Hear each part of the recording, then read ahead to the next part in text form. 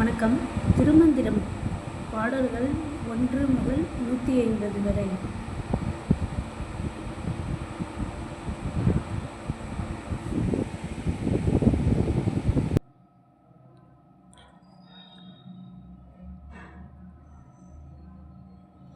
திருமந்திரம் எனும்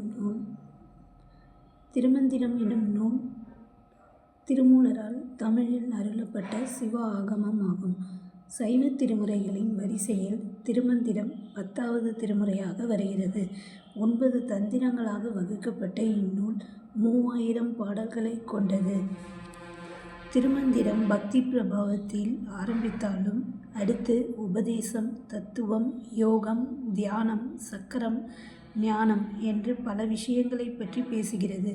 திருமூலர் யோக பயிற்சி தரும் விதம் சுவாரஸ்யமான நடை.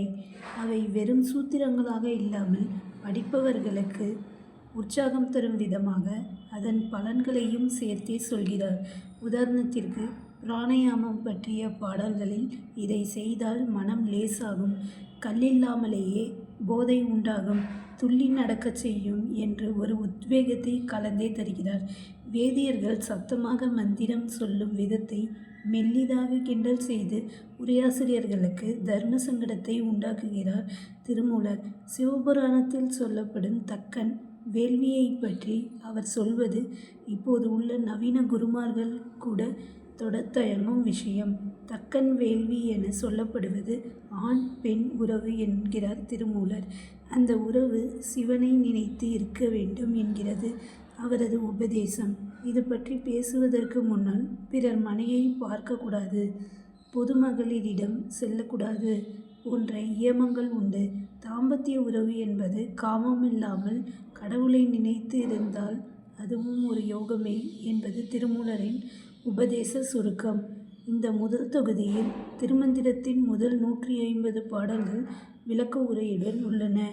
மிக உயர்ந்த விஷயங்களும் மறைப்பொருட்களும் கொண்ட ஒரு ஆகம நூலுக்கு உரை எழுதும் தகுதி எனக்கு இல்லை என்று இந்நூலின் ஆசிரியர் தெரிவித்திருக்கிறார். திருமூலரின் பாடல்கள் தரும் வியப்பை நண்பர்களுடன் பகிர்ந்து கொள்ள விரும்புகிறேன்.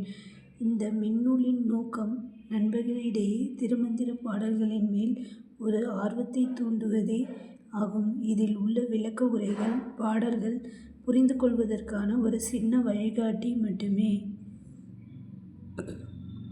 நண்பர்கள் பாடல் புரிந்த பிறகு விளக்க உரையை விட்டுவிட்டு பாடலை மட்டும் மீண்டும் படித்து பாருங்கள். உங்கள் வாழ்வு அனுபவத்திற்கும் ஆன்மீக ஈடுபாட்டிற்கும் ஏற்ப பல விஷயங்கள் புரிய வரும்.